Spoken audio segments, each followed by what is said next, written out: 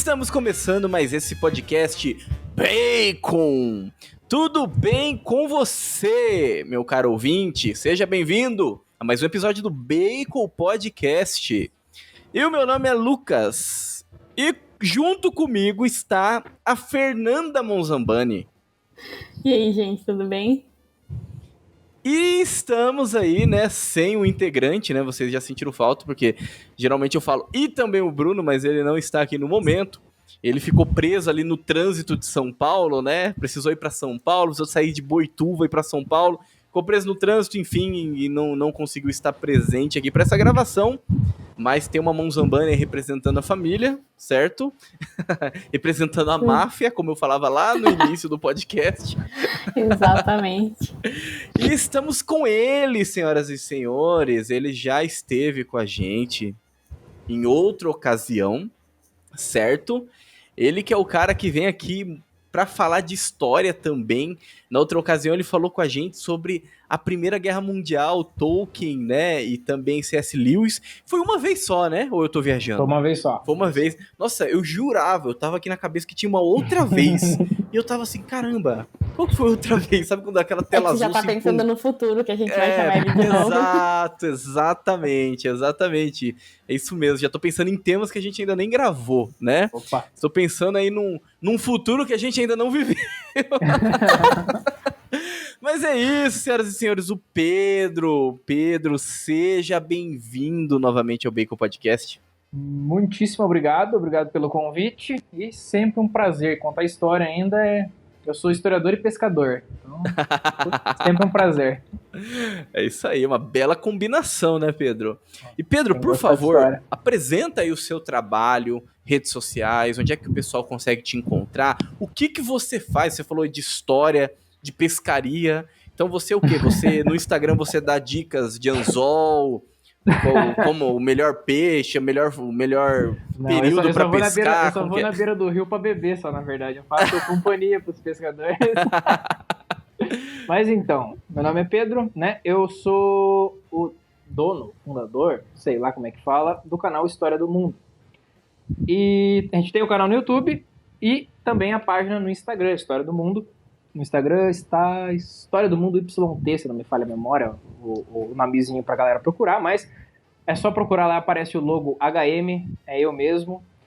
E no canal do YouTube, né, eu abordava, né, admito que ele está meio parado ultimamente, mas eu abordava temas diversos da história, com uma edição e com uma didática onde eu procurava, né, esses vídeos mais antigos, os que não são tão sérios, eu procurava narrar esses acontecimentos históricos com boas fontes, para um público mais jovem. Aí foi mudando, né, conforme o tempo foi passando, ainda tem esses vídeos lá, aí são alguns vídeos documentários mais sérios, e ultimamente, né, eu falei que estou ausente do canal, porque no Instagram eu estou todo santo dia ali, né, falando de história, e recentemente, acho que agora fazem 5 ou 6 semanas, eu comecei um projeto chamado O Resgate, onde semanalmente eu faço lives tratando sobre o estudo da história. Inclusive, é aí que logo entraremos, né, Lucas? Exatamente, né? Perfeito, né? É uma bela apresentação que ele fez, né? Ele já apresentou, já falou do tema, já. E não falou de pescaria, tá bom, mas enfim, né? Tudo bem.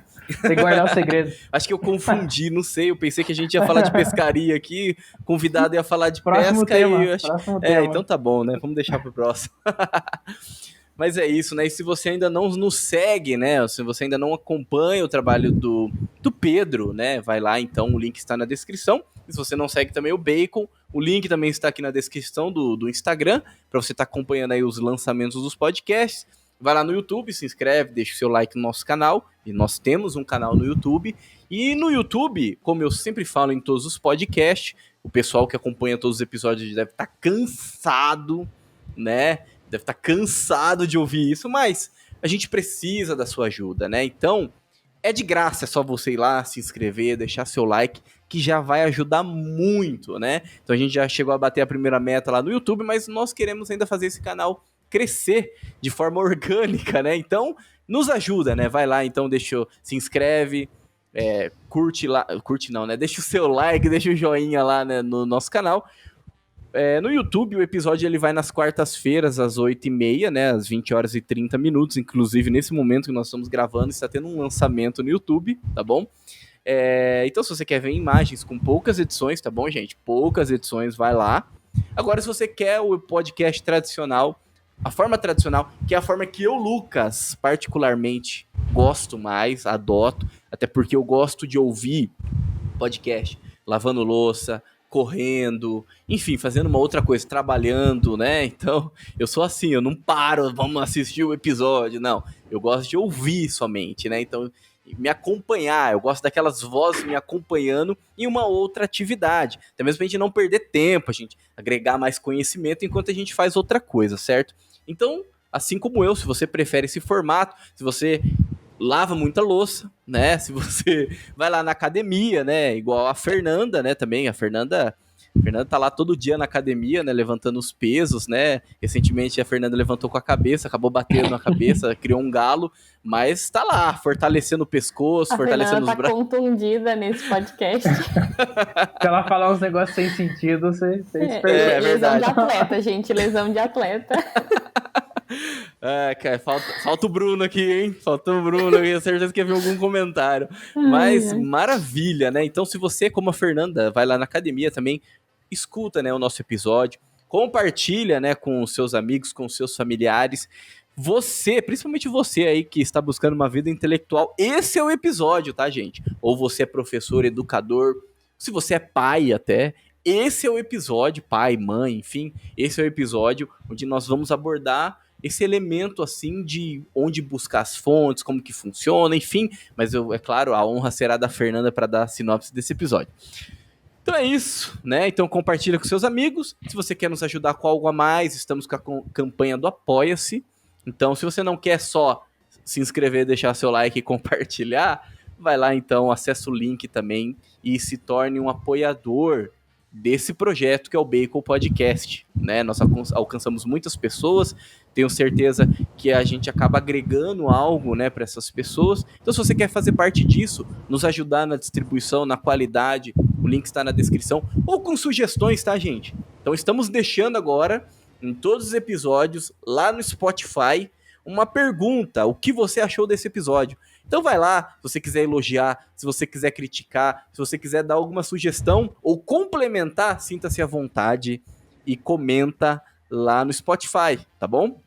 Tô dando ênfase no Spotify, porque é uma ferramenta nova, né? Então, que vai ajudar ali também na distribuição. Mas isso também pode acontecer no YouTube. Enfim, fica à vontade, sinta-se em casa. Muito bem, meus caros nerds dessa terra de Santa Cruz. Acompanhe mais esse episódio do Bacon Podcast.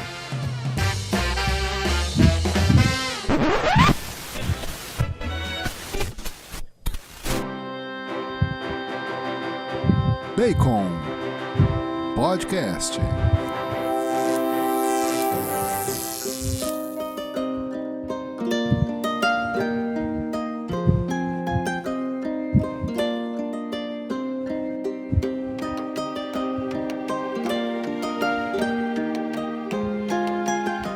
Muito bem, Fernanda! Dê-nos a sinopse desse episódio.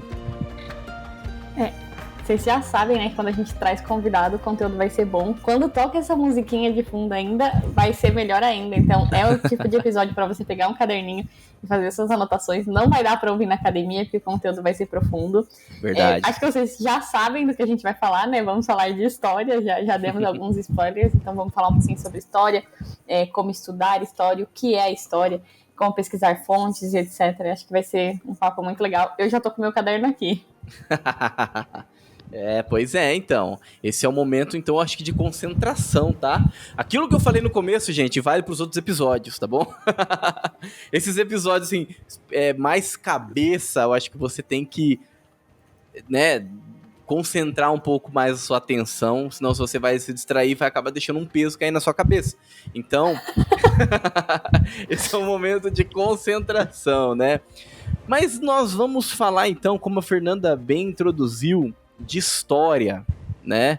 Então, nós queremos hoje falar sobre como estudar história, como buscar as fontes. E a primeira pergunta, e talvez parece até simples, né? Caramba, chegaram nessa pergunta de forma muito simples, mas é uma pergunta que dá muita conversa, que pode ser desenvolvida de forma muito longa, né? É uma pergunta, assim, que tem muitas respostas, né? E eu já direciono logo para o nosso convidado, é claro, né? Como a Fernanda disse também, estamos aqui também para receber essa aula. Pedro, afinal, o que é história? Então, Para que serve a história? Eu tava até pensando antes de começar, antes de eu mesmo entrar aqui nos pormenores, no que vários autores vão nos dizer, ou tentar dizer o que é história, um negócio que eu sempre faço com os seguidores, eu já fiz essa pergunta para eles várias vezes. Então, eu pergunto para você, Lucas e Fernanda, mesmo que vocês não façam ideia do que se trata, ou você escutou por aí, você, né, o que é história? Antes de eu entrar aqui nas explicações, eu queria saber. Por mais que seja uma definiçãozinha de uma linha, né? Não sei se vocês já escutaram alguma coisinha. Eu tenho essa curiosidade sempre de saber o que as pessoas pensam, antes de eu explicar. Bom, eu posso começar, então, tá? Isso, vale. História, certo ou errado. Eu entendo ali como um ramo da educação, não sei, talvez podemos chamar de ciência, sei lá, que vai estudar a ação do ser humano no passado, ao longo da história. Não, sei lá, de forma bem breve, né? Não sei, talvez seja isso. E você, Fernanda? O que você acha da história? Eu sempre aprendi que a história é o estudo e a narrativa dos acontecimentos passados. Essa foi a definição que eu aprendi. Os dois usaram termos que eu fico feliz de escutar. Porque, veja, a maioria das vezes que eu fiz essa pergunta lá no Instagram, eu recebo uma resposta assim, né? A história serve para estudar o passado, para não cometer os mesmos erros no futuro. Só que, dependendo do ponto de vista, se a gente pegar essa definição para explicar o que é história, você pode acabar colocando a história, o estudo da história, em uma coleira. Porque aí a história estaria servindo ao futuro e essa construção do futuro para não errar novamente o tempo inteiro. Então, esse mesmo problema tem um belíssimo artigo do professor Ricardo da Costa, que eu diria que é o maior nome, se tratando de história medieval no Brasil que temos, é ele. Inclusive, fica a dica para vocês, hein? Se vocês conseguirem trazer ele aqui, vocês vão ser felizes da vida. E ele tem um artiguinho chamado... Acho que ele faz a pergunta, o que é história? Na verdade, ele conta uma história onde ele é professor universitário e ele fez uma palestra. E nessa palestra, ele disse assim, a história não serve para nada. E daí, alunos ficaram encabulados com essa colocação dele. E daí, ele escreve, então, esse artigo, que é um ótimo artigo, que vocês encontram no site dele. O professor Ricardo da Costa tem um site. Vocês acham esse artigo lá. E daí, então, ele começa a fazer esses mesmos questionamentos dessa pergunta que eu fiz para vocês aqui. Né? Para que serve a história? E é interessante, porque ele vai entrevistar os seus colegas de trabalho, também historiadores, e faz essa pergunta. O que é história e para que serve? Então, alguns vão falar lá, é o estudo do homem no passado, outros vão falar estudar o presente para não cometer os mesmos erros agora, e todos, quase sem exceção, tem uma mulher que ele fala que ele vai se identificar com a resposta dela, que ela diz que a história é quase que uma novela que irá entreter o homem olhando para o passado, mas quase todos colocam, né, essa necessidade de ter uma justificativa do para que serve estudar a história. E no desenrolar desse artigo, né, na conclusão final dele, o professor Ricardo da Costa vai dizer que a história, aquele que estuda a história, acima de qualquer um desses motivos, ele estuda porque ele gosta. Porque ele sente atração por algum recorte histórico, algum tema da história. Então, ele fala que é perigoso isso de tentar ficar colocando sobre a história uma justificativa do porquê estudar, ou para que eu estou escrevendo sobre isso, porque nem sempre, necessariamente, o estudo do passado vai dizer a respeito a algo do agora, ou vai servir para algo do agora. Ele dá um exemplo engraçado, ele fala aqui, por que um historiador capixaba vai estudar as pirâmides do Egito, né? O que isso vai causar no presente dele ali do agora? Então, nada, mas o que existe ali nesse interesse? Existe o gosto que essa pessoa tem pela história. Então, Mark Bloch, né, que é um dos maiores historiadores que temos, é um nome extremamente importante. Ele tem um livrinho chamado Apologia da História. Aqueles ouvintes aqui que estudam história, fazem faculdade, já vão ter estudado esse livro em algum momento. Ele é um livro que nunca foi terminado, porque o Mark Bloch, ele era francês e ele foi lutar na Segunda Guerra Mundial. Ele foi capturado, então ele escreve esse livro de cabeça, né? Inclusive na introdução ele pede perdão, porque ele fala que as citações que ele vai fazer são citações de cabeça, ele não tem acesso a nada. E no fim ele é fuzilado antes de terminar o livro. Então o livro termina do nada, né? Jacques Legoff fala que é um silêncio ensurdecedor no final do livro. Mas ele fala no comecinho desse livro, né, do Apologia da História, ele imagina um cenário, na verdade ele diz que escutou um filho perguntando para o pai: pai, para que serve a história? E daí ele começa a escrever o Apologia da História, em cima desta pergunta. Só que é engraçado porque ele fala que as pessoas tentam comparar a história com diversas ciências, né? Ciência essa, ciência aquela. E o Mark Bloch ele fala assim, então, né? Mas mesmo que a história não servisse para nada dessas coisas que as pessoas estão falando, ela serve para entreter. E aí a gente pode casar com o que o Ricardo da Costa fala, que a história não precisa servir para alguma coisa, ela pode servir para nada, mas a gente pode gostar de estudar a história. Mas é claro que a história, a historiografia é construída por algum motivo, né? Não estamos fazendo dessa colocação algo absoluto. E veja, vocês falaram de narrativa e de estudo do homem no tempo. O Mark Bloch, a definição dele para o que é história, ele diz que é o estudo do homem no tempo. Porque ele dizia que as pessoas que classificavam a história como o estudo do passado, ele odiava essa classificação, porque ele dizia que o passado não consegue ser um objeto de estudo da ciência. Você precisa ter alguma coisa. O passado seria algo ininteligível para o homem, ele não conseguiria identificar algo ali, o historiador. Então, é a ciência do homem no tempo. E veja, o Mark Bloch e a escola dos análises, que ele fazia parte, eles vão fazer uma grande ruptura com o que havia do estudo da história até então. Uma ruptura que veio acontecendo lentamente, é claro, nada dessas transformações acontecem da noite para o dia. E a história antes do Bloch era antes dos análises, né? Não só o Mark Bloch, porque a escola dos análises vai ter diversos nomes, Lefebvre, Bradel, etc. Mas antes do Bloch era diferente a coisa. Então, as definições que vocês deram aqui no começo, por exemplo, são definições que, se colocássemos no contexto da história do século XIX, por exemplo, do estudo da história do século XIX, elas não iriam fazer tanto sentido, talvez, para os historiadores. E é claro que não faríamos isso porque isso é anacronismo. A gente vai entrar nisso depois. Não cometam esse erro. Mas a questão do homem no tempo é algo extremamente importante para responder o que é história. Então, antes do Bloch, um dos nomes mais influentes da história, ali no século XIX, e a história é uma ciência jovem, porque ela vai surgir com um corpo bem formado só no século XIX. Você tinha estudo da história antes, é claro. Você tem grandes obras como Heródoto, Tucídides, Políbio, etc. Mas ali no século XIX, então, teremos um cara chamado Leopold von Ranke. E esse cara, segundo um outro historiador chamado Edward Howard Carr, ele vai dizer que o Ranke vai influenciar 3 gerações de historiadores com o seu pensamento. E as pessoas atribuem ao Ranke uma frase. O Ranke dizia que a história é narrar como foi. E aí você tem aqui, né, uma distância enorme das definições que nós demos. Porque narrar como foi, o Ranke não vai ter essa preocupação que, por exemplo, vocês ou o Bloch tiveram aqui de falar que não é o homem no tempo. Na verdade, talvez a gente poderia trazer o que a Fernanda disse de narrativa. O narrar como foi seria, através de documentos oficiais, procurar o espírito do tempo e narrar como foi.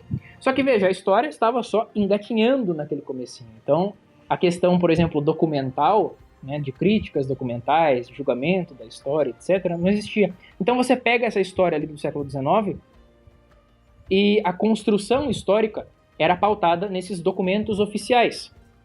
Só que daí você tem um grande problema. Se você está construindo a história se baseando somente em documentos oficiais, você está deixando um mundo oculto. Olha o tanto de coisa que você acaba deixando fora. E a história vai seguir por esse curso por muito tempo, inclusive com o positivismo, que vai pautar muito do estudo sociológico, né? E o Bloch, um dos professores dele, um dos mestres dele, ele agradece no livro, era o Seig Nobis, que era um grande positivista. Então vejam, a importância que tem os análises para o estudo da história é gigante, porque abre um leque de opções para o historiador. Se o estudo da história até então era só narrar como foi, através de documentos oficiais, com o Bloch você vai ter um estudo da história com o homem no tempo. O Bloch ele conta uma coisa numa apologia da história engraçada, né? Ele fala como que deve agir o historiador. Ele fala que deve agir como um ogro, sentindo o cheiro de carne humana. Onde há o homem, ele deve ir atrás. Ele precisa ter essa fome de ser humano. E essa fome de ser humano, para o historiador, é algo fundamental, porque quando eu vou, por exemplo, estudar a Revolução Francesa, se eu fosse me pautar somente em documentos oficiais, eu construiria algo muito raso, por assim dizer. Mas se eu for procurar o cheiro de carne humana do panorama geral, aí sim eu começo a compor uma história muito mais ampla, com muito mais detalhes, com muito mais riqueza, né? Então, a definição que vocês deram no comecinho, na verdade, é interessante, né? Vocês fugiram disso de tentar botar uma coleira na história para servir somente ao passado. Eu acho isso muito importante. Mas a situação só vai se complicando cada vez mais, né? Porque, beleza, se você tinha a história contada de forma mais objetiva ali para o século XIX, agora você abriu o leque dela. E vamos desenvolvendo uma história que vai colocar fatores econômicos, dados econômicos no meio, vai colocar arte, vai colocar pintura, vai colocar costumes culturais, tudo isso vai começar a pautar o estudo da história, e a história começa a conversar com outras ciências. Ela começa a conversar com a sociologia, com a antropologia, com a psicologia, e aí ela começa a tomar um corpo muito maior. E essa história científica que conhecemos hoje em dia, ela é resultado desse processo, de um longo processo de transformação. E é por isso que eu gravei um vídeo hoje sobre um tema parecido com o que a gente está falando aqui, né? E eu citei o ranking. E é importante não termos rancor com o ranking, porque aquilo era a história do tempo dele. E muito do desenvolvimento da história como ciência devemos a esses primeiros caras. Mas a gente vai entrar nisso de tentar criticar o passado ou julgá-los pelos erros posteriormente quando falarmos dos erros que o historiador pode cometer. Mas aí, beleza então. Temos agora, né, uma infinitude de fontes que o historiador pode trabalhar. Uma coisa que é fundamental para o estudo da história, não só para o historiador, mas para qualquer um que gosta de história, né, para qualquer um que lê livros de história, que tem paixão por esse tipo de coisa, é a questão do julgamento. Né? Julgamento é algo que existe, creio eu, que para qualquer campo de estudo. Julgar faz parte da natureza do ser humano em N situações, mas para a história, o julgamento da história é algo complicado, muito complicado. Né? Eu recebi uma pergunta uma vez lá, o rapaz perguntava sobre livros enviesados. E eu usei essa questão do enviesado até como explicação inicial para uma live que eu fiz lá.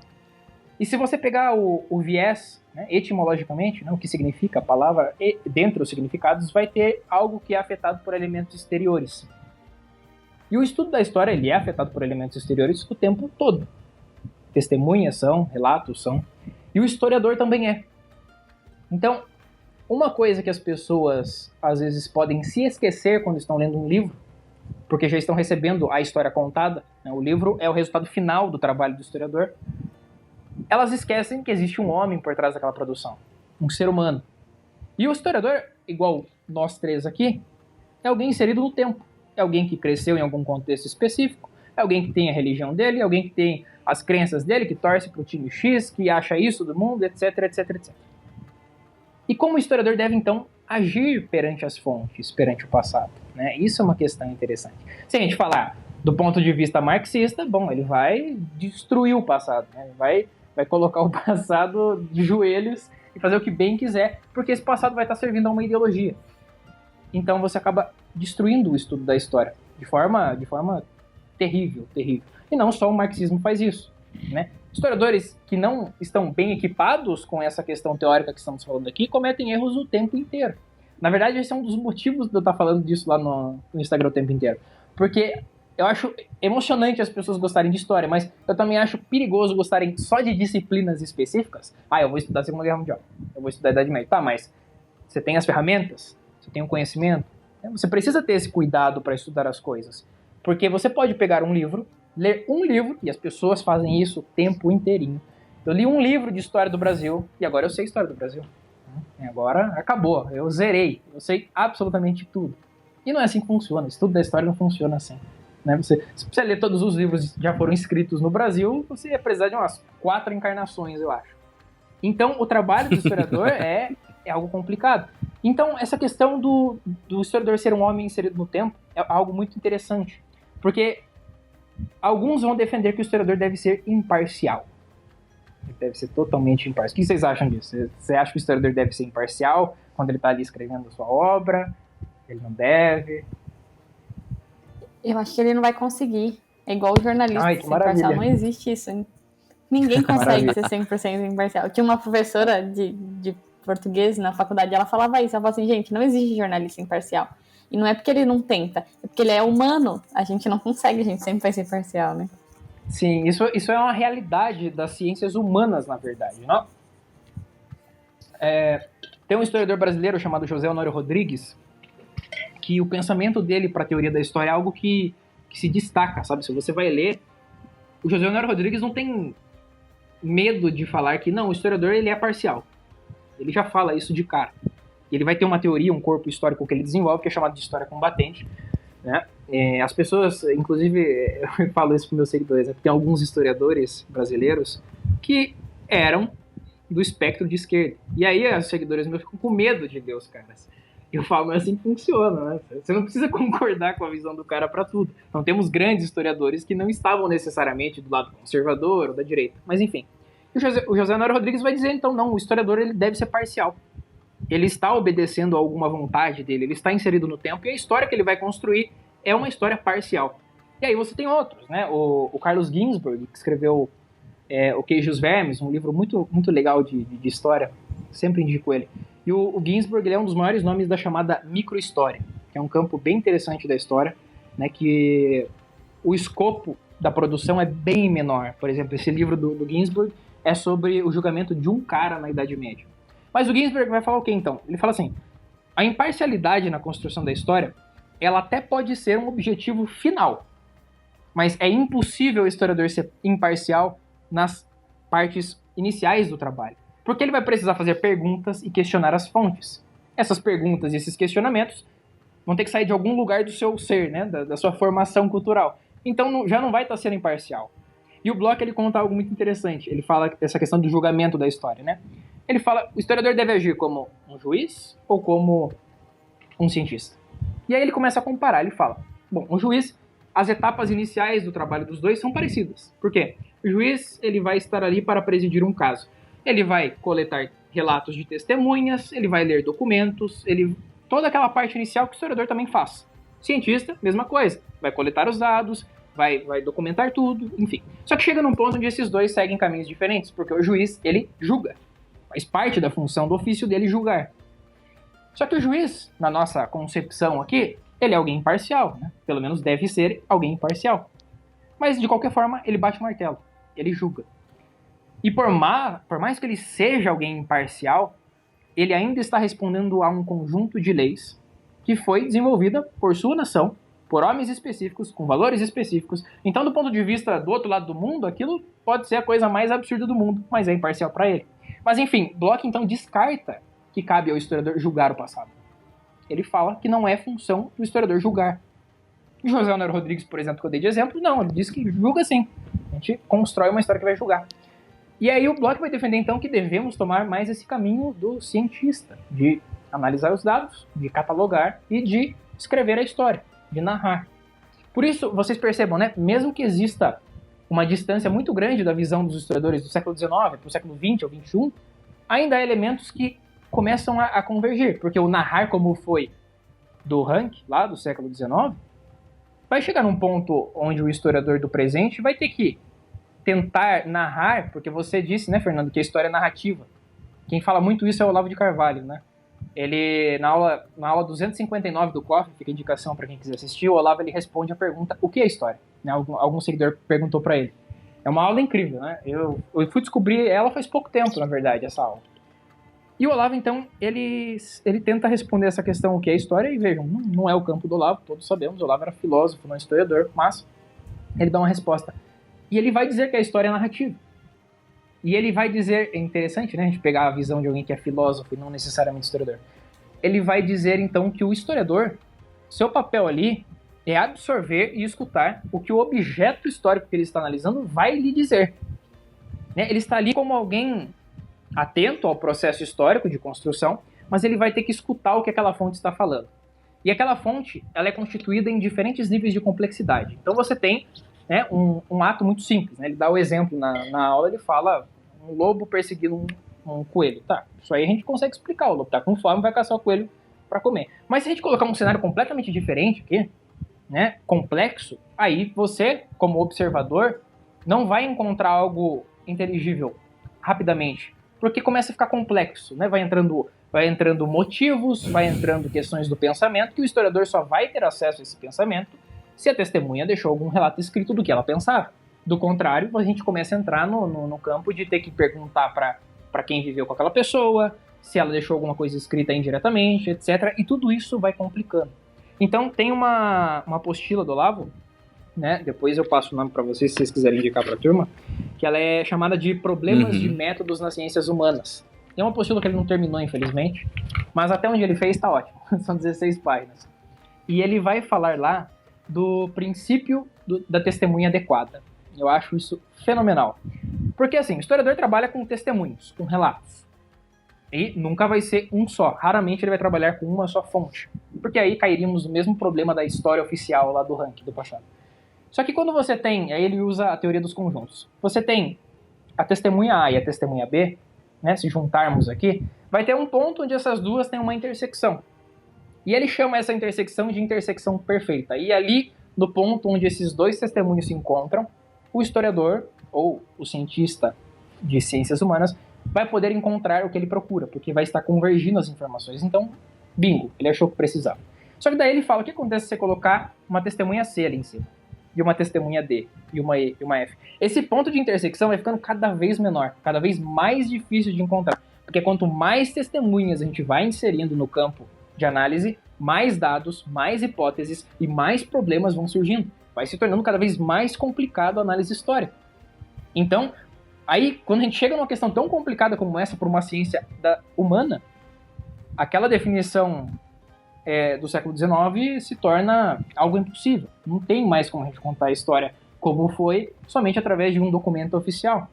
Porque ela já se tornou algo muito complicado, muito mais complexo. E nessa apostila é interessante porque ele não terminou, como eu disse, mas ele vai dando dicas, né, de como as ciências humanas devem se comportar perante esses dados e a complexidade que esses dados são.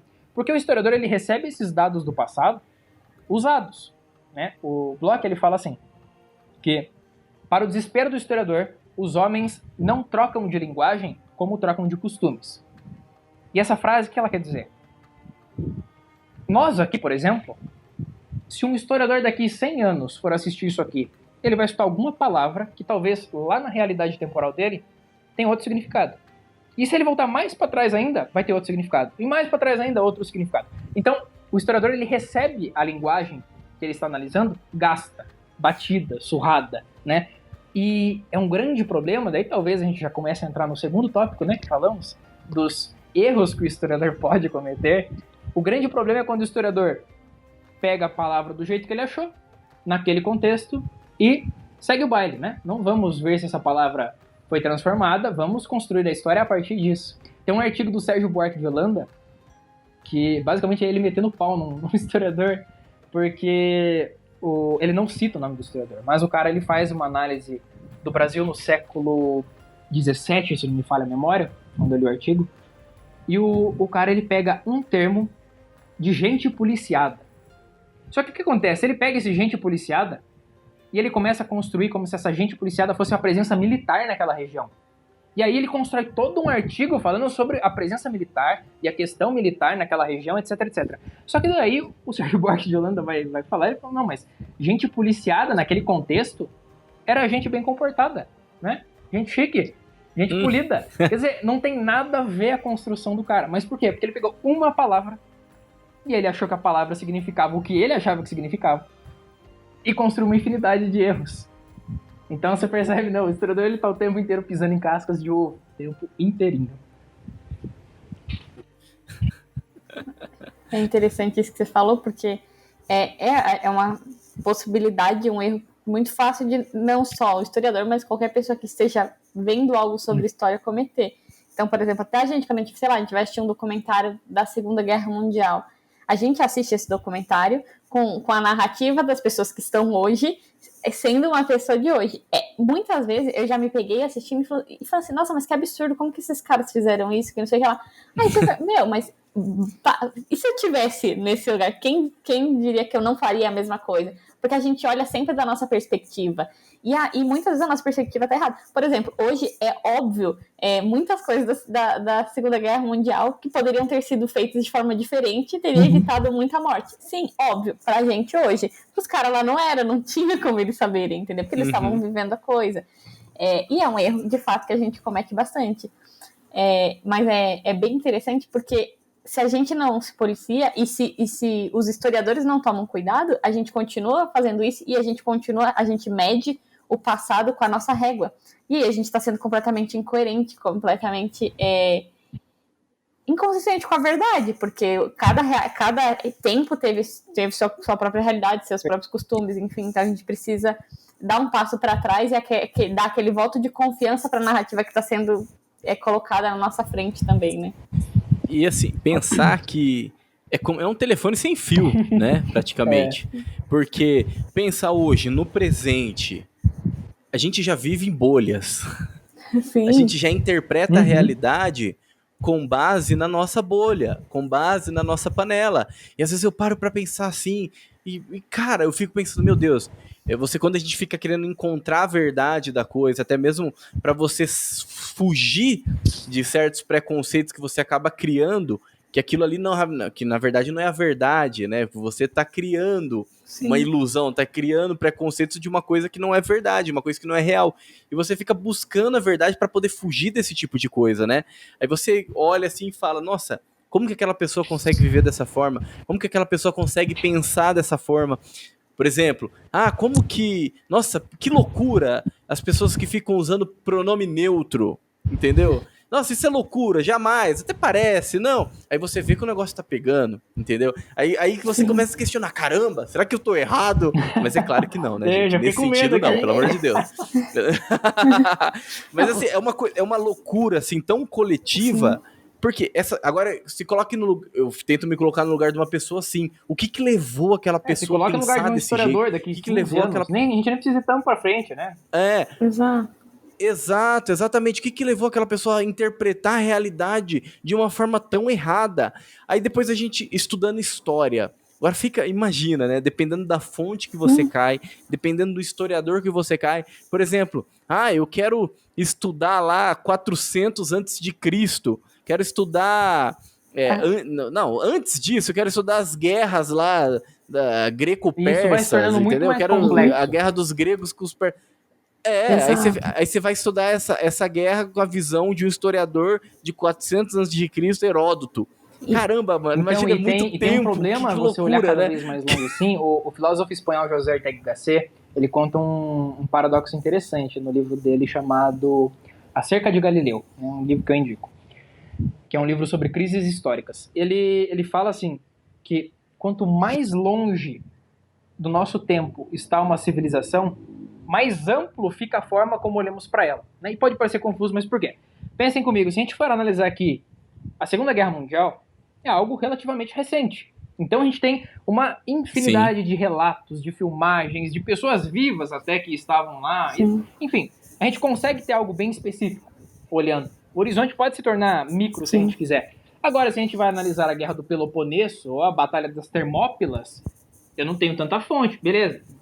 Para Peloponeso você tem o Tucídides, mas você não tem tantas fontes. O que acontece? Quando você não tem tantas fontes para especificar ou diminuir ali a sua visão, você precisa abrir o leque e generalizar. E começa a ficar maior o passado, né? Você começa a falar dele de forma mais generalizada. Você não vai falar o pedreiro número 3 que construiu as pirâmides. Não, são os trabalhadores que construíram as pirâmides do Egito. Porque não temos, né, como especificar. E é interessante esse paradoxo. Em relação a isso, Pedro, deixa eu fazer uma pergunta. É que uma vez eu estava vendo uma aula sobre a Ilíada, né? E aí o professor falou assim, não, porque a Ilíada, ela é uma fonte histórica para a Guerra de Troia. Aí eu pensei assim, cara, mas na Ilíada tá falando dos deuses gregos. Mas ele não tá errado. Não é verdade.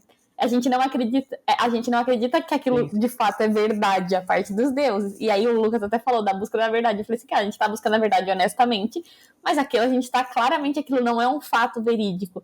Aí o professor falou assim, sim, beleza, mesmo não sendo um fato verídico os deuses, a gente tem que levar isso em consideração, porque se a gente entra na realidade deles, aquilo era um fato verídico, de certa Aquilo forma, era real, né? pra cultura dos caras. Quantas vezes nos diálogos platônicos, por exemplo, ou até com Aristóteles, a Ilíada não vai ser citado? No contexto grego, né, a Ilíada era algo civilizatório, era a fonte de educação. Sócrates direto vai citar a Ilíada de cabeça. Né? A gente pega Alexandre o Grande, né? Aristóteles foi professor de Alexandre o Grande. Alexandre o Grande decorou a Ilíada. Então, você veja, né, uma obra pequenininha, né? As pessoas podem se perguntar, nossa, mas para que ler a Ilíada? Veja a tamanha influência, além de ser a primeira obra, né, considerada a primeira, a grande obra do Ocidente, veja a tamanha influência que ela tem. E ela não necessariamente precisa remeter a algo que aconteceu de verdade, igual você disse, né? Porque temos ali a presença dos deuses, etc. Mas esses deuses faziam parte daquela realidade histórica. A gente precisa, né? Exato. O mito. Um vídeo no canal lá, o mito, a gente estuda o mito, né? Chamado Os Gregos Acreditavam nos Seus Mitos, que é um livro do Paul Veyne, falecido Paul Veyne. E ele analisa isso, né? Os gregos acreditavam nos mitos mesmo ou não? Era um aspecto cultural. E é uma questão interessante, porque daí você começa a ver o papel que os deuses tinham no dia a dia do grego, na forma como ele se relacionava com tudo. Da mesma forma, por exemplo, se a gente for analisar a Idade Média, a gente vai ter que ver a questão do cristianismo. É uma civilização de cristandade, não tem como você fugir, né? Pensa em analisar a Idade Média sem religião, não tem como. Ainda assim, existem historiadores materialistas que conseguem esta barbaridade, né? Não vamos analisar a Idade Média falando só de economia, e esquece a mentalidade cristã. E aí você entra numa série de erros que são cabulosos, por falta de palavra melhor, né? Sim. E a Fernanda falou um pouquinho atrás ali, de julgar o passado com a nossa régua. E aí eu acho que a gente pode entrar na questão dos erros do historiador. E eu já dei até um spoiler, né? O que o Sérgio Buarque de Holanda fala no artigo do rapaz que pega uma palavra errada e constrói uma série de equívocos, esse é um dos erros do historiador. Só que o anacronismo, né? Vamos falar aqui, colocar nomes nos bois aqui. O que é anacronismo? O ana é contra, cronos remete a tempo, então você está contra o tempo. Anacronismo é basicamente isso, etimologicamente falando. Mas o anacronismo, para aqueles que nunca ouviram falar da palavra, é você julgar o passado com valores do presente. De forma bem grosseira, seria isso, né? Eu vou analisar a Grécia Antiga, tem um costume lá, as mulheres não têm direito a voto porque não são consideradas cidadãs. Nossa, como eram opressores, os gregos, que fascistas. Isso está sendo, né, um exemplinho tonto, mas isso é anacronismo puro, na veia. Veja, eu gosto de acreditar que um historiador que tem a mínima formação, ele não vai cometer um erro desse tamanho. Se bem que cometem, mas vamos supor aqui, pelo bem do argumento, que eles não cometem. O anacronismo ele pode acontecer de várias formas.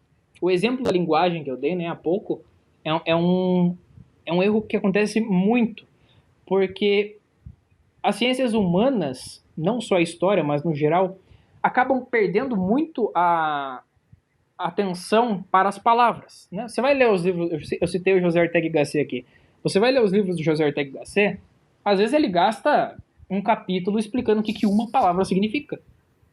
Porque se vamos estudar um período onde aquela palavra tinha uma importância muito grande, você precisa fazer isso como historiador. Você precisa pegar uma palavra e destrinchá-la para saber o que significava naquele contexto, para ver se ela não passou por transformações.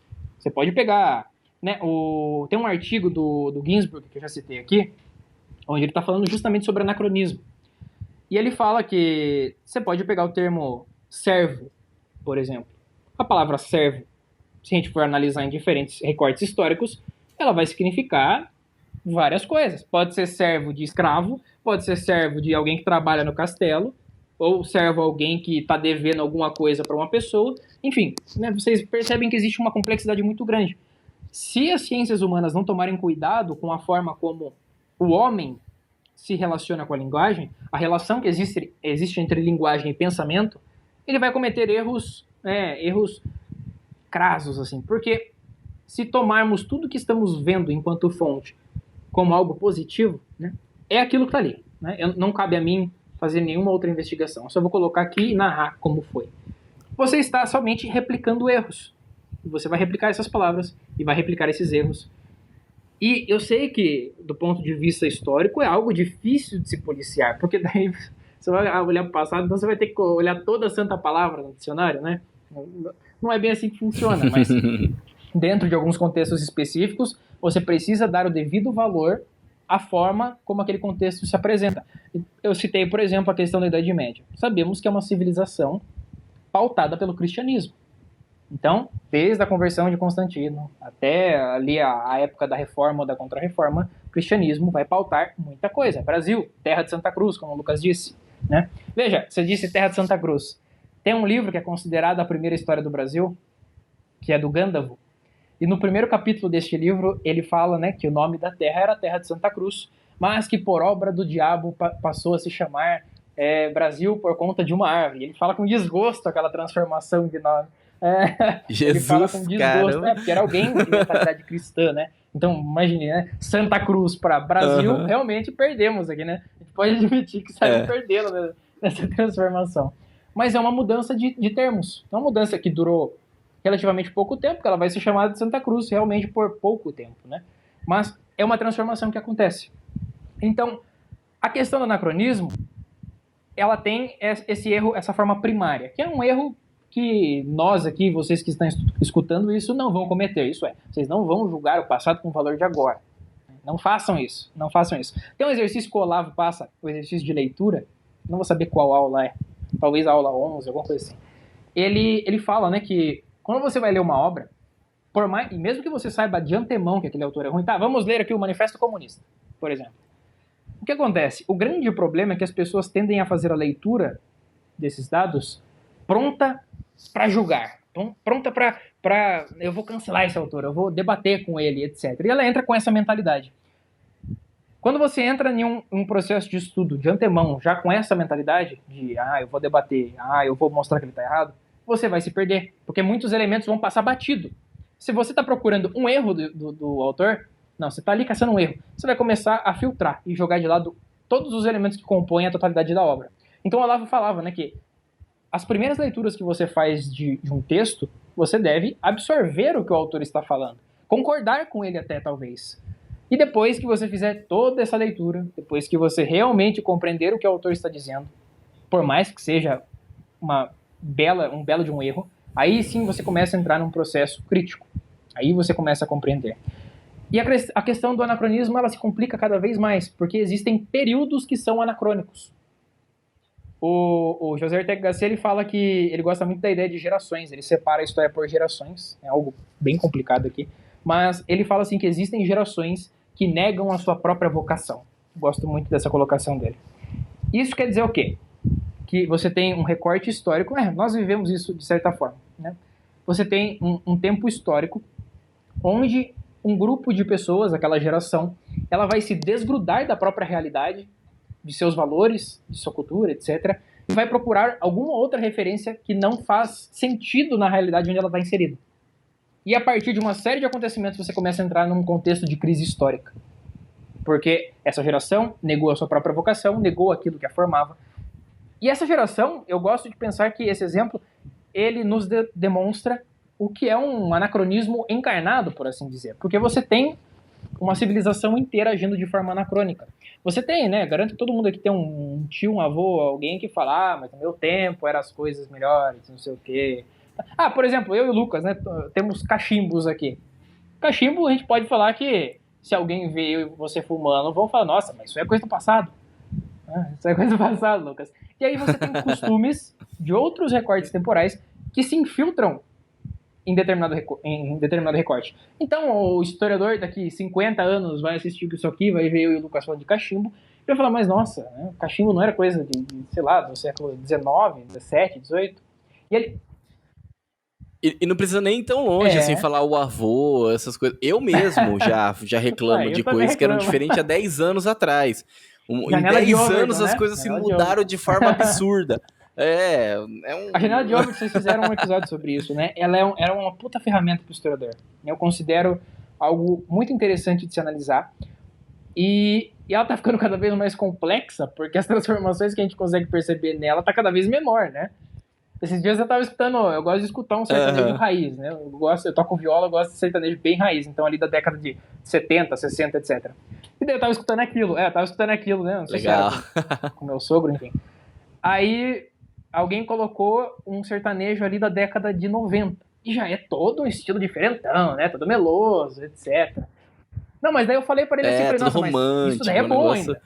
Porque daí se a gente entrar ali pra 2010, aí já começa a entrar no universitário. E daí a gente entra no de agora, e daí já foi tudo pro diabo, né? Mas aí, agora eu já não sei Agora o já que é virou mais. um funknejo, Não faz né? questão de saber mais. Mas aí você porcaria. percebe o quanto vai se transformando os costumes e o quanto o que é valorizado vai vindo mais perto, na verdade, né? Porque, veja, a gente pode olhar eu tô dando exemplo de música, então a gente olha pra música da década de 90 e acha que é a coisa mais clássica e mais raiz que existe. Mas não, tem alguma coisa antes. E eu garanto pra você que a galera da década de 90 vai ter uma referência diferente da nossa. E toda a questão de mentalidade vai se complicando. E aí se coloque no lugar do historiador tentando explicar isso. O historiador ele vai precisar, de alguma forma, penetrar na mentalidade daquelas pessoas e ver essa transformação de costume, saber como narrar essas transformações de costume, que são algo completamente complexo. Tem um artigo também, onde eu não vou lembrar o nome do autor, ele analisa o anacronismo que existia em tragédias gregas, para você ter noção. Né? E esse anacronismo é sutil. Era o quê? Eram elementos que não faziam parte daquele recorte temporal, tipo armas ou carros para cavalo, que estavam inseridos naquela tragédia e não fazem sentido naquele tempo. Então, esses são pequenos anacronismos, né, que o historiador começa a perceber. Obras de arte, né, num artigo do Peter Burke, ele vai falar que você tem obras de arte, peças de teatro, onde os elementos eram completamente anacrônicos. Né? Você tinha cavaleiros inseridos em contextos onde não existia mais, ou você tinha algum elemento que não fazia sentido. Então, o historiador que vai olhar esses elementos, ele vai falar, nossa, mas está errado. Né? Tá errado, não faz parte. Mas não é questão de estar errado ou estar certo, porque aí você cai no julgamento. É uma questão de você compreender por que naquele contexto aquilo está sendo contado daquela forma. Por que aquele costume que não tem nada a ver com aquilo foi parar ali dentro. E aí vocês percebem de novo, então, o quão complexo vai se tornando cada vez mais a questão do estudo da história.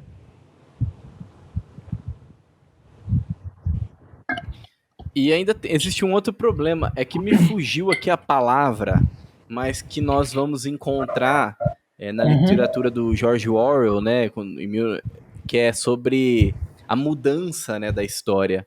Como que é o termo correto? Eu esqueci. Quando as pessoas começam a alterar a história, né, em favor de uma manipulação em favor de uma ideologia, ou simplesmente para apagar algo ruim daquela ideologia do passado, para que no presente as pessoas possam aderir, né?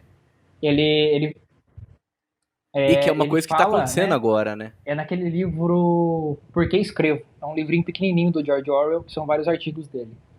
Ele fala naquele artigo, se não me falha a citação, ele fala, nos dias atuais, a palavra fascismo perdeu completamente o seu significado e passou a ser usada como algo que discorda da minha opinião. E, veja, o Orwell falava isso na década de 40. Se na década de 40 ele já achava isso, imagine se trouxéssemos o Orwell para a nossa realidade, né? Mas, veja, ele percebia, então, como palavras eram destruídas para servir a determinada coisa. O Orwell fala também, acho que é nesse mesmo livro, ele fala que a morte de palavras, ou a transformação e a deturpação, ela ocorre na maioria das vezes por minorias.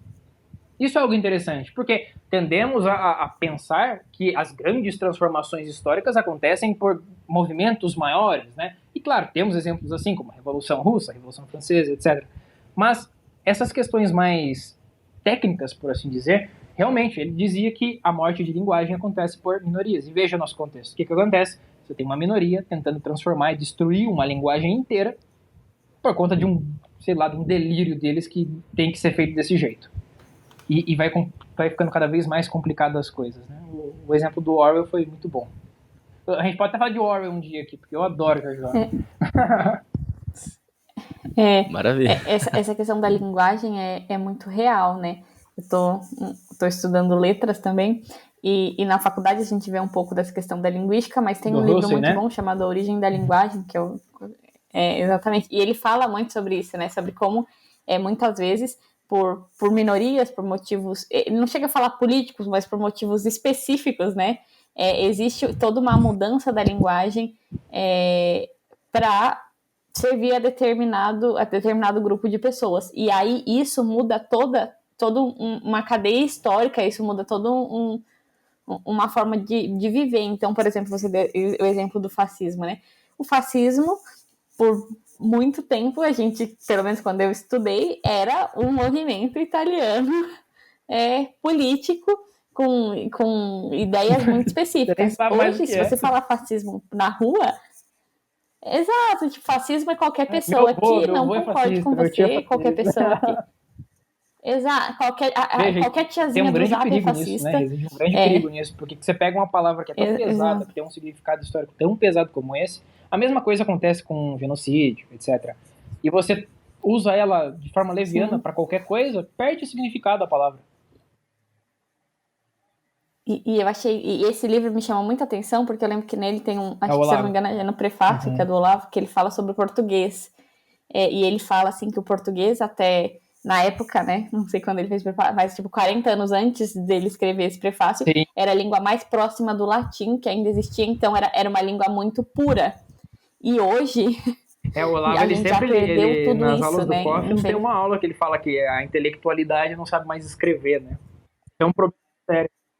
Exato. E a gente perdeu muito isso, e isso atrapalha em tudo, atrapalha fazer uma construção, uma visão histórica, atrapalha a gente não sabe mais se comunicar também, a gente não sabe explicar, e aí isso dá muita confusão, porque eu tô falando uma coisa, mas a pessoa tá entendendo outra, e aí ela fala e eu também não entendo, e quando vê a gente tá brigando, ninguém sabe por que tá brigando, né? Eu fiz uma live essa bem legal linguagem muito séria. O Tom Perrone, ele é editor-chefe do Grupo CEDET, né? Esses livros da Vide, essas coisas, ele faz parte, e daí eu tava conversando com ele, e a gente tava falando de um problema que é bem sério, que é essa questão da linguagem. Que eu falei, né? Eu falei, nossa, legal que vocês recebem escritos originais, né? As pessoas podem enviar, etc. E daí eu falava com ele, né? Ele me contava isso, na verdade, e falava, infelizmente, ainda hoje, uns 90% desses escritos, as pessoas não sabem escrever. Só que o que é esse não saber escrever? Não é necessariamente não saber regras gramaticais, não é? Até porque essa questão gramatical não deveria ser problema, né? Não deveria ser problema. Então, mas mesmo que no cenário ideal essa questão gramatical não é problema, as pessoas não sabem se expressar, não sabem contar, não sabem expressar aquilo que está na mente dela, né? Por isso que o Jordan Peterson, ele fala para as pessoas tentarem fazer esse treino de escrever o tempo inteiro, porque é só escrevendo e pensando que você vai conseguir expressar de forma clara e concisa aquilo que você está pensando. Porque se você não testar isso, treinar isso o tempo inteiro, você perde essa habilidade. E a questão da linguagem, as pessoas não sabem mais passar as ideias adiante. A gente pega um livro do Olavo, por exemplo, a gente pode pegar o livro dele do Luiz Lavelle, que é complicado, ou até o Jardim das Aflições, que é um assunto mais complexo. Ainda assim, ele sabe passar aquele assunto pra gente de forma, né, que qualquer um vai conseguir entender. E é uma habilidade que hoje em dia é uma habilidade de forma excepcional, clara, né? É algo incrível. Mas deveria ser o básico, né? As pessoas deveriam saber se expressar. Afinal de contas, é para isso que serve a linguagem. É legal porque o livro que você citou, da Origem da Linguagem, né, do Rosenstruck, ele fala das formas de linguagem, né? E ele usa até a guerra como uma forma de linguagem, né? A guerra é uma forma de linguagem. Eu fiquei espantadíssimo quando ele falou isso. Falei, nossa, realmente, né? Porque vai depender do contexto que você vai analisar. A única linguagem de comunicação que vai existir ali é combate, é guerra, né? E, nossa, isso torna tudo mais complicado, né? A gente... demais. Esse livro fica é sensacional, a dica aí pros ouvintes, né? A Origem da Linguagem. Belíssimo. Acho que ele foi publicado pela Kion, se eu não me engano. E o prefácio é do Olavo. É um livro que ele indicava muito. E a gente pode entrar, né, na questão, que eu ainda não cheguei, das fontes. Das fontes, né? Que é uma fonte histórica, Sim. Né? O que constitui uma fonte histórica. E onde buscar, né? Como... Exato. Porque a gente já falou um pouquinho do que é história, falou um pouquinho dos problemas, né? Agora a gente precisa saber como que a gente estuda história. Como a gente o exemplo primário que eu dei lá de como a isso. história foi se desenvolvendo eram os documentos, né? A questão documental, quando a gente fala documentos, né, é até complicado, porque você tem uma infinidade de coisas. Você tem... não sei se toda a cidade vai ter, mas, por exemplo, sou de Sorocaba, Sorocaba tem lá o arquivo de Sorocaba. Então, eu vou lá e vai ter uma infinidade de documentos que vão remeter a diversos assuntos. Essa é uma forma de fonte. Eu quero estudar alguma coisa da história de Sorocaba, eu vou lá nas fontes, né, e pego aquilo. Mas as fontes não são só documentos, porque quando eu disse que a Escola dos Análises, né, abriu o horizonte da história, fez ela conversar com outros campos, etc., a história deu um passo adiante de depender só de papel escrito, por assim dizer, ou de documentos oficiais. O Lucas falou uma hora aí de telefone sem fio. O Bloch, ele fala que ele lutou na guerra, né? Ele lutou na Primeira e morreu na Segunda Guerra Mundial. O velho era casca grossa. E ele fala que às vezes ele tava lá no fim da fila da trincheira, e a fila era gigante, e a informação que chegava, tem um buraco no chão, lá na frente começou a informação. O último cara sempre caía no buraco, porque a informação já nem chegava mais para ele, né? Ia ser destruída completamente. Então, a questão do testemunho é uma questão complicada, porque o testemunho é uma fonte histórica. Se vamos analisar aqui a Batalha de Waterloo, a gente pode analisar sobre o que o general X escreveu, sobre o que o soldado X escreveu, sobre o que Napoleão pode ter dito. Então você tem uma série de fontes diferentes no mesmo contexto. E a fonte se apresenta de N formas. A gente pode ir, por exemplo, vou dar um exemplo que é contemporâneo, porque isso ainda existe. Na África, existem tribos onde existe uma figura chamada de tradicionalista. Algumas culturas até hoje possuem somente registros orais. Né? Não tem essa questão. A gente do Ocidente é tão acostumado com livros, com papéis, de registrar tudo, né? Sei lá, você tem um comércio lá, você vende bananas, você vai escrever quantas você vendeu, quantas saiu, etc. E algumas civilizações até hoje não possuem esse costume de registrar absolutamente tudo, e cabe a uma figura, às vezes, esse tradicionalista, ele vai ser, por exemplo, o escolhido, né, de coletar e registrar e arquivar na sua mente toda a história do seu povo, por exemplo, e vai narrar aquilo de forma oral. Né? Se analisarmos o próprio cristianismo, como nasce de forma oral. Né? Às vezes eu já entrei nesse debate com as pessoas, de, vai falar da Bíblia, etc. Tá, mas Jesus escreveu alguma coisa? Até onde eu sei, a única passagem que Jesus escreveu alguma coisa é quando ele escreve um símbolo no chão lá, né? Atira a primeira pedra, mas a gente nem sabe o que ele desenhou no chão. Mas enfim, o próprio cristianismo é uma religião que nasce de forma oral. E as palavras são passadas adiante. Como o historiador vai fazer com uma civilização dessa, né? Como ele vai analisar uma civilização onde os registros são unicamente orais? No caso da África que eu dei o exemplo, beleza, você pode catar um avião e ir lá e escutar. Mas para civilizações mais antigas do que essa, a coisa se complica. Não tem mais como você falar com pessoas. Só que essa questão do humano, do homem ser, a história ser o estudo do homem no tempo, o homem não é só o homem vivo.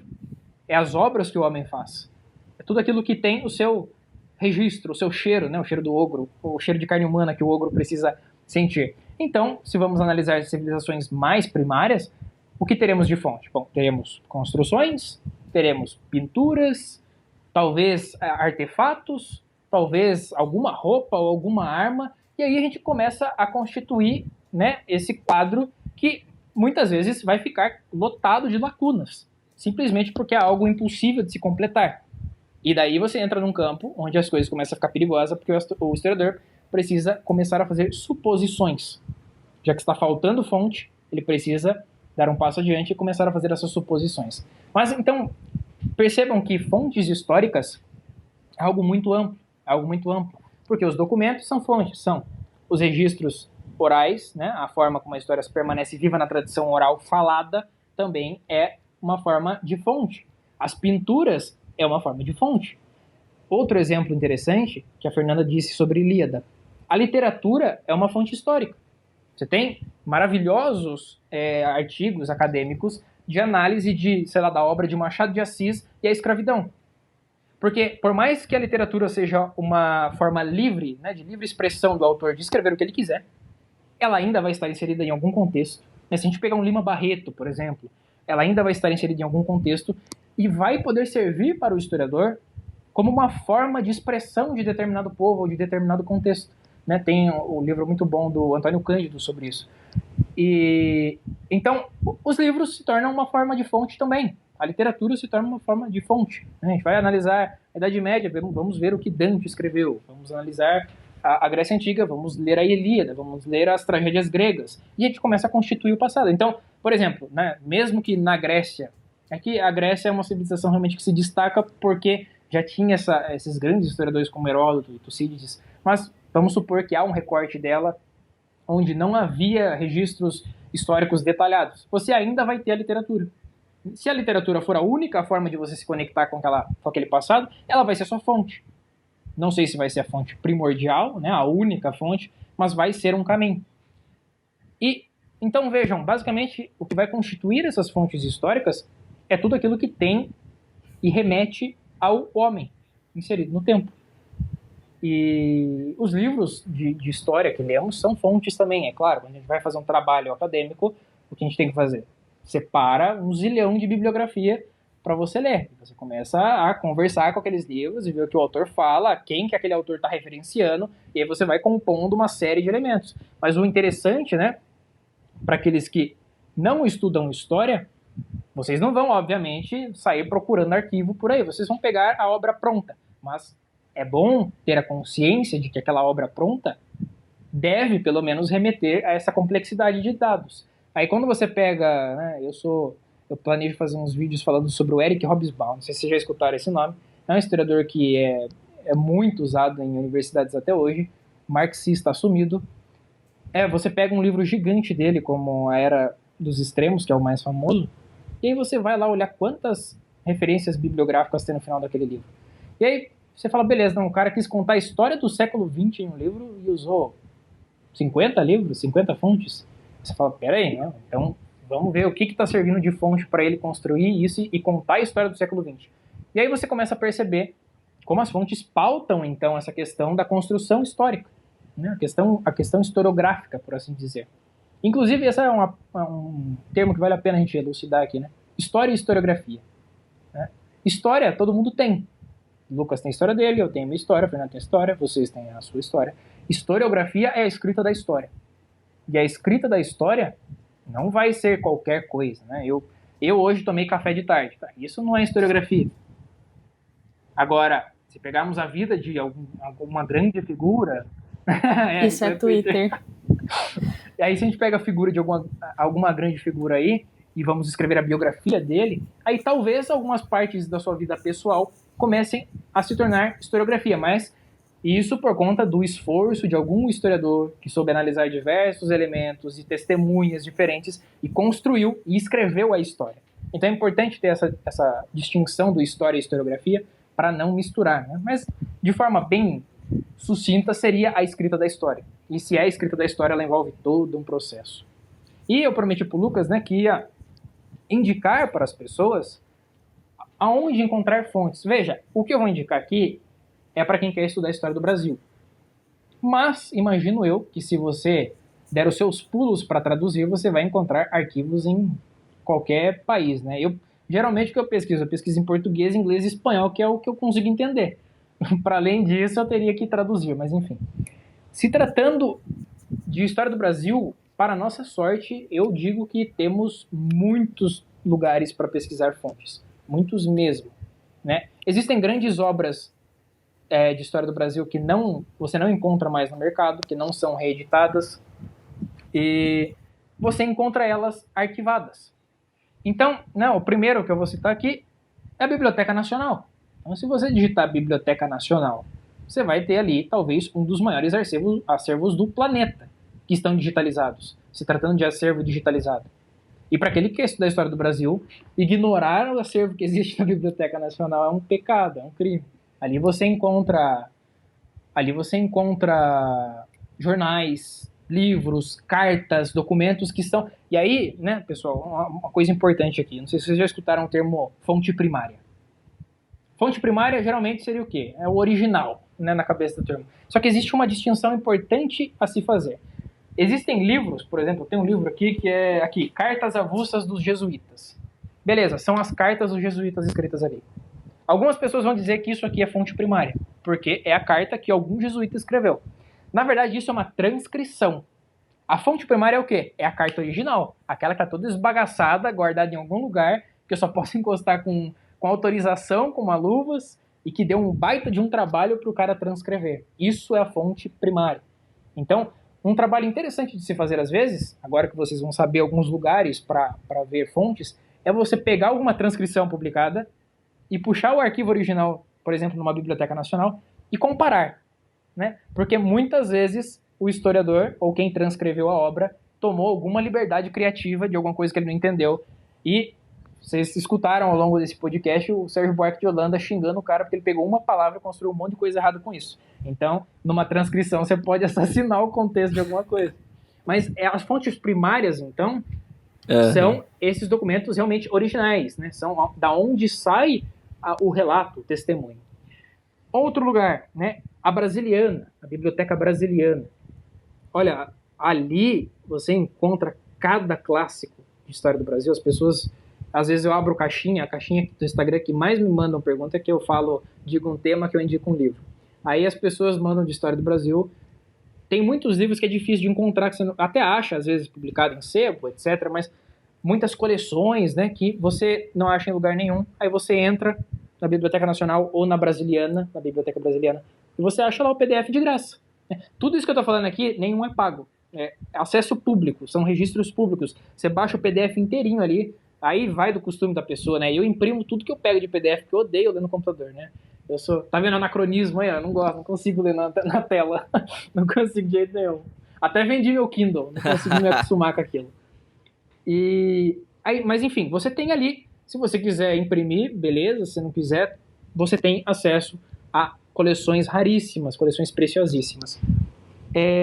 Outros 2 sites para vocês não só verem de graça, porque existe um monte de graça, mas também comprar algumas edições que são publicadas, é a Biblioteca do Senado e a Biblioteca da Câmara.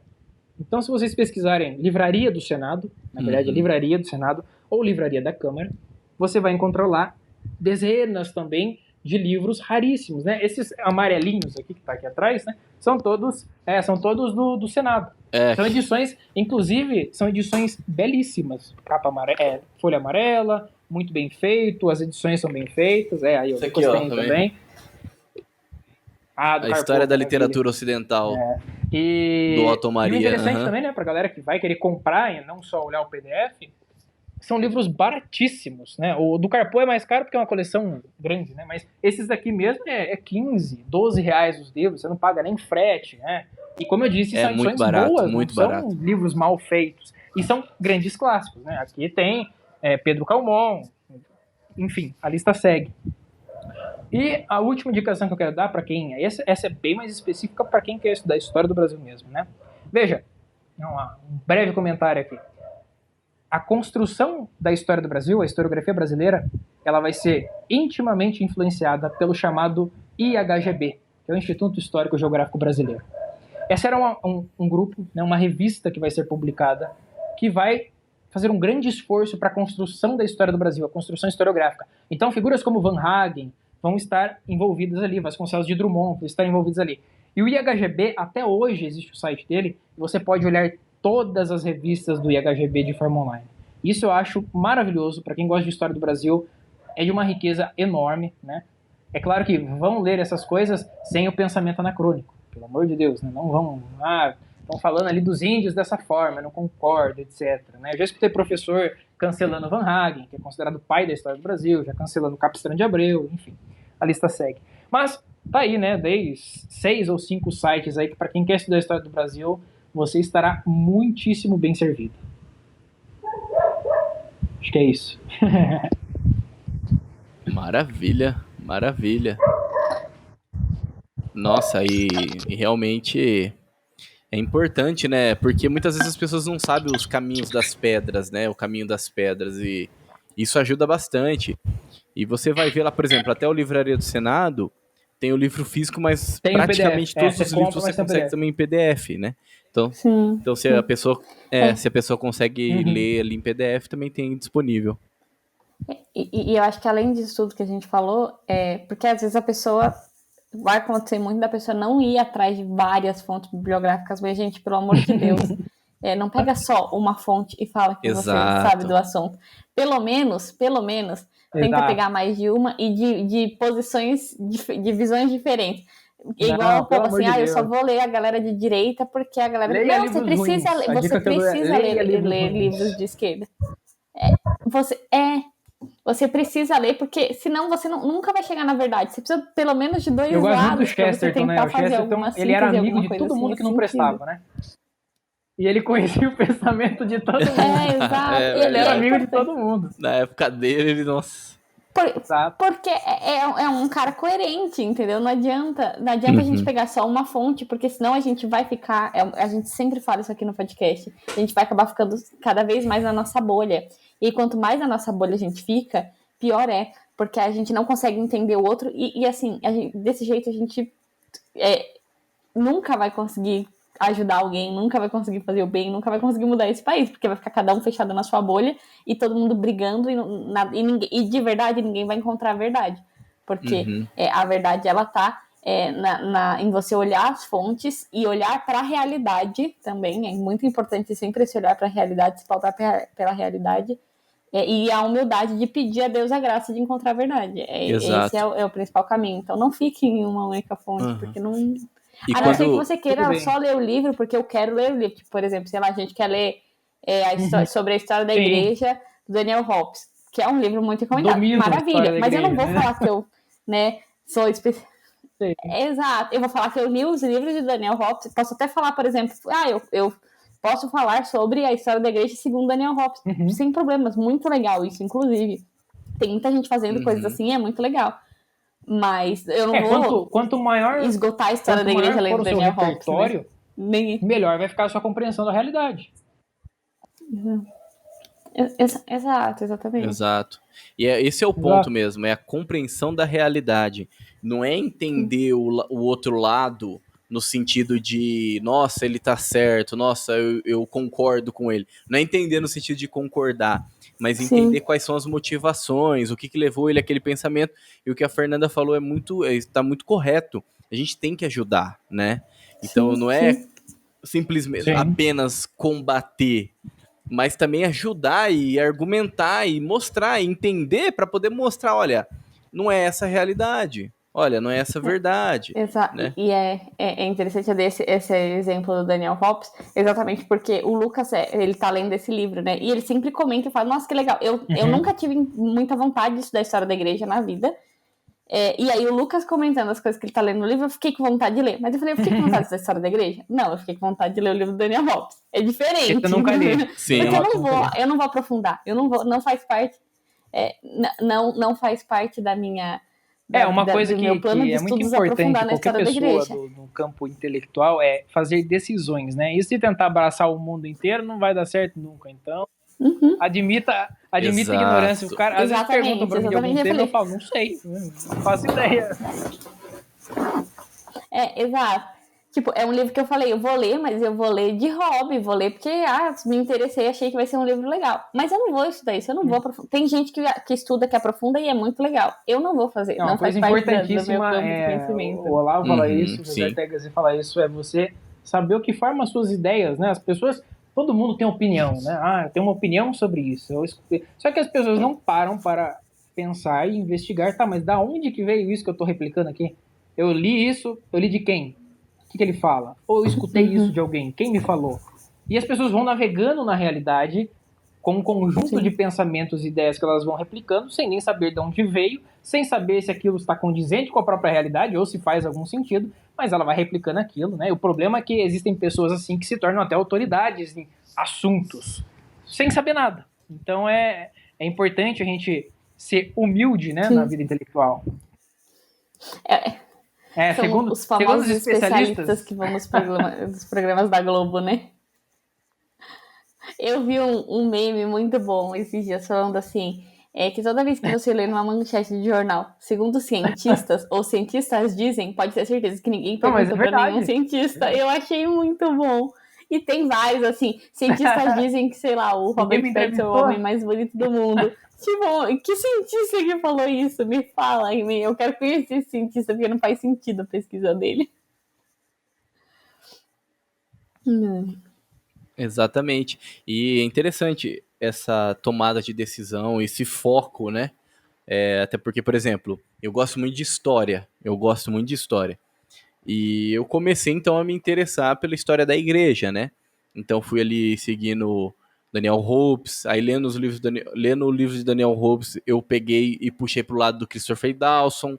Aí lendo Dawson, eu fui ali na Regine Pernod, enfim. Então, você vai expandindo cada vez mais a visão, mas não é uma é exatamente o que a Fernanda falou. Não é só ler um autor, né? Mas é uma leitura que vai por muito tempo. Porque às vezes, tipo, eu tô lendo lá uma parte, chega num período, eu paro, começo a ler outra coisa, É o falando mais daquele período, depois eu volto. Então, assim, é uma forma de estudar, né, gente, que assim, você não vai aplicar isso pra tudo, porque senão você tá lascado, né? Você não vai, Não, mas às você não vai vezes a sair do vida de lugar, você estudos vai é ficar você ficar uns patinando em bons anos no tudo, mesmo né? lugar, né? Sim, mas por exemplo, eu prefiro focar nisso, entendeu? E talvez um dia lá na frente eu vou focar em outra coisa, né? Aí é claro, eu vou intercalando um livro de literatura, vou lendo outros assuntos, Acho que é no mas livro- estudar Espiritualidade, mesmo, né? No livro espiritualidade, novo do Jordan mas Peterson, estudar ele mesmo, fala tô isso, focando né, que as nisso. pessoas não estão dispostas a sacrificar outras coisas para se tornar mestre em um só assunto, ainda que isso se demore anos e anos, né? Ninguém quer fazer esse sacrifício de, poxa, queria ler isso, eu queria ler aquilo, né? Mas eu preciso ficar só aqui. Poxa, tem um zilhão de coisas de literatura que eu queria ler, mas não tenho tempo, não tem como, infelizmente. Quando eu acho tempo, eu até leio, mas a gente tem as nossas prioridades e focos, né? E aí cada um vai ter a própria realidade, o tempo, o objetivo, os interesses. Os interesses também. Exato, exatamente. O Isso é importante importante não até. ficar. A gente tá O falando isso no importante é não ficar. podcast. Exato. O Desculpa, importante é tá não dando ficar delay. só em um tema, né? Igual eu falei. Porque, por exemplo, um exemplo claro, né? Não só nos livros, mas, por exemplo, hoje a gente consome muito conteúdo por vídeo, por áudio, coisas assim. Aí, lembrando da faculdade, eu comecei a ler a origem da linguagem porque eu estava fazendo a disciplina de linguística da minha faculdade, muito boa, inclusive, a disciplina, mas eu falei assim, eu preciso de uma outra visão, porque essa visão aqui tá muito à Você esquerda. ainda teve a iniciativa de procurar outra, né? visão. Pensa que, infelizmente, a grande maioria, eles não vão atrás de outras coisas, porque para ele o suprassumo do conhecimento tá ali na sala. Exato, e isso é um perigo muito grande, então, não só para livros, mas assim, até... Claro. Desconfiem do que a gente tá falando. É que a gente pode estar falando alguma besteira aqui e assim, e eu peço desculpa já, porque grande chance de eu falar várias besteiras nos podcasts, porque eu não sou especialista de nada, eu tô aqui palpitando. Então desconfiem, vão atrás, desconfiem dos professores de vocês, procurem outras fontes, isso é muito importante, né? Porque se a gente deseja buscar a verdade realmente, a gente tem que ter essa humildade e tem que ter essa consciência que a gente precisa ir atrás. Porque ninguém é detentor da verdade absoluta, né? Nenhum de nós. Seria muita pressão, inclusive. É verdade, exatamente. E eu acho que foi uma boa... um bom encerramento, né? Acredito eu. Pra galera ficar ligeira. E... é verdade. Mas depois, não sei se é possível, tá, ô Pedro? Se você puder só depois reforçar comigo lá os lugares, as fontes, coloco. Que eu posso pegar e colocar como link também no episódio. Aqui, tá legal bom? Mesmo. Tipo, eu sei que tem a Livraria do Senado, enfim, isso aí eu... Não, se puder, é claro, se for ocupação do tempo, aí você tem que colocar tudo isso no texto, né? Mas aqui, beleza, o que puder, tá bom? Você envia que eu coloco aqui como link aqui na descrição, pro pessoal também ter acesso. A gente tá falando de fonte, né? Então vamos das fontes, né, pra galera. Exato. É verdade, né? As fontes, as vozes da minha cabeça. Olha aí, os especialistas de bosta nenhuma, né? Mas é isso. Então podemos ir pra conclusão? Ou acho que tem mais alguma coisa assim? É isso. Você que manda, Pedro. Tem. Beleza, é uma boa introdução no assunto. E é claro, pessoal aí que tá ouvindo a gente, que chegou até esse momento, Pedro tem esse conteúdo também. Ele tá destrinchando melhor esse conteúdo no perfil dele. Aí, ó, toda quinta-feira. Você vai encontrar lá. Sim. Se você começar agora, você vai encontrar várias lives, né? Então vai lá e maratona tudo. Inclusive, um negócio que eu tô fazendo. Você se aprofundar ainda mais nesse assunto. Toda live que eu faço, eu tô colocando as fontes que eu cito num grupo lá para os seguidores pegar. Então, artigo, essas coisas, eu deixo tudo lá. Fica aí a dica. Que legal. Olha, tem perfeito, no Telegram, eu tenho um grupo lá que eu coloco. Então tem um grupo também. Eu mando para você. Não, eu mando a gente coloca também esse link? Ou a pessoa... Beleza, maravilha. Não, perfeito. Daí a gente já coloca todos os links, né? Pro pessoal já ir acompanhar o seu Maravilha. conteúdo. Acho que isso é importantíssimo, assim. Esse assunto é muito importante. E se a gente, quanto mais a gente fala, mais a gente percebe que ele é importante. Igual a gente falou lá no começo, estamos falando aqui com jovens, mas pais de família, professores, ou pessoas que querem estudar de forma íntegra e honesta, né? Eu acho que é isso. E também a gente sempre fala aqui de unir essa... Quando a gente estuda de forma íntegra e honesta, tudo isso se une também com a vida espiritual, né? Então a vida intelectual, ela não se separa disso, né? Isso é importantíssimo. Mas é isso, então vamos para a conclusão e a gente já faz aí os agradecimentos.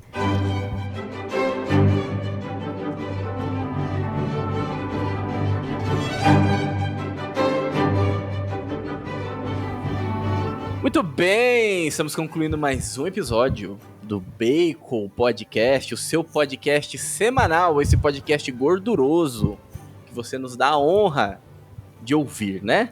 Então, gente, muito bom, né, esse episódio, uma verdadeira aula, olha, é um assunto interessantíssimo que você vai pensando assim, dá pra ir muito longe, assim, né? A gente ia falando e ia vindo várias coisas. E que, sensacional, né? Como eu falei já, acompanhe então o trabalho do Pedro, né? Seja lá no YouTube e especialmente agora no Instagram, né? Todo esse trabalho que ele está desenvolvendo, né? O resgate.